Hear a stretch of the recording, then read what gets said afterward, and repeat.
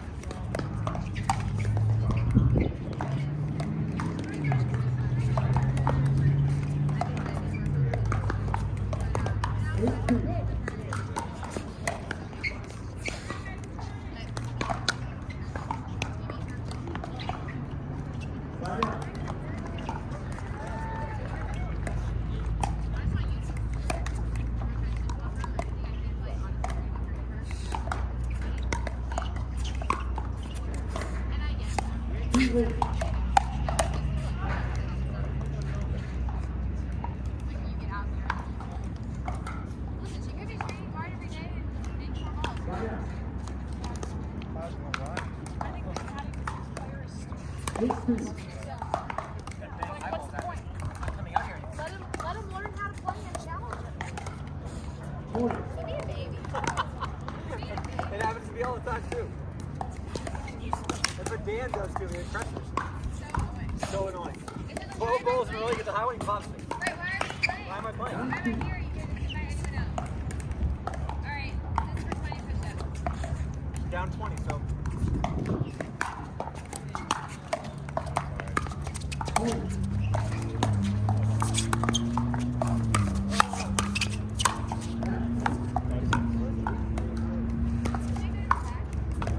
Hey, no more back in.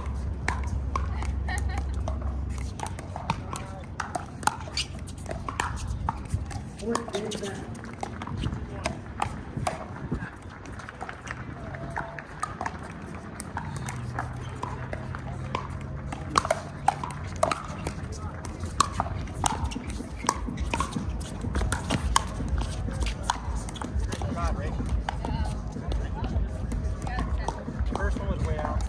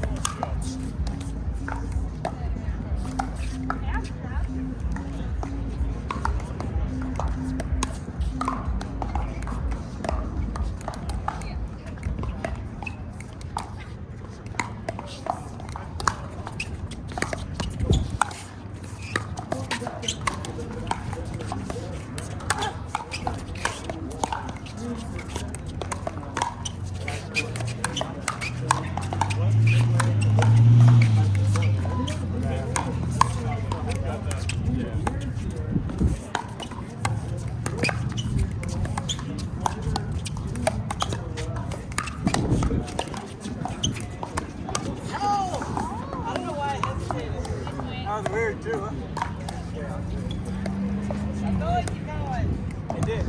Oh, look at that soft on it.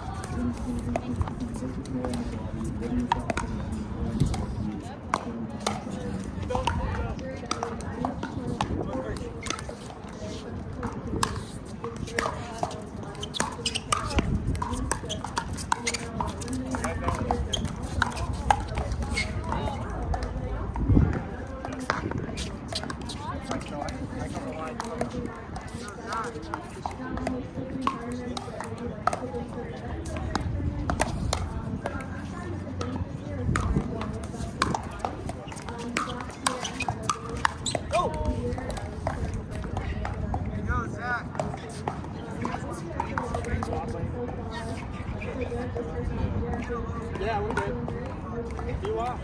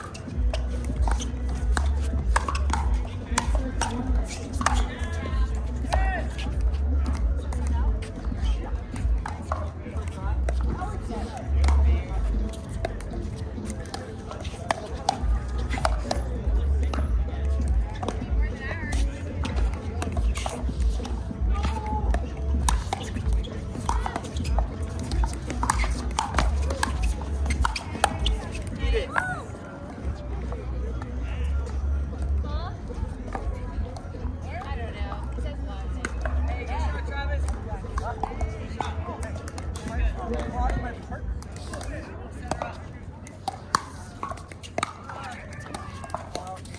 That's what I mean. Those serves, they bounce like weird. There's rubber.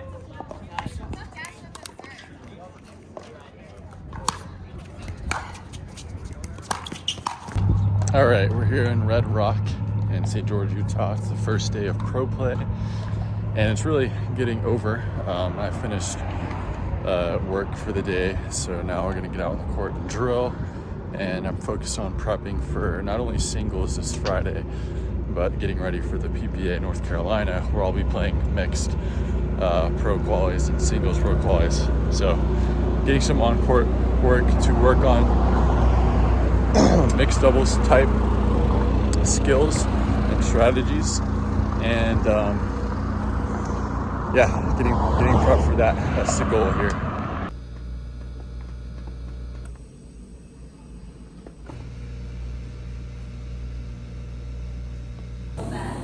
Really? Cool. Yeah. I'll let it get video. I'll walk away.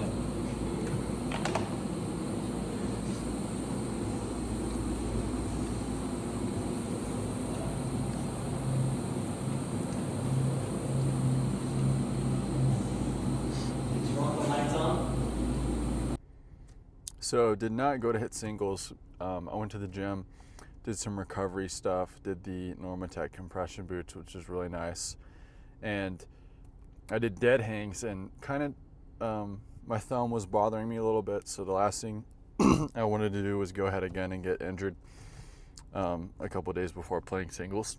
So I just decided to skip that and hit in the morning. But shout out to the Summit Athletics out here. There's a few different locations, and they just give you free stuff all the time. They one of the guys gave me a week pass to go to the gym this week, and then it was my first time doing the recovery room at this location, and they gave me that for free as well. They didn't charge me because it was my first time, so that's awesome.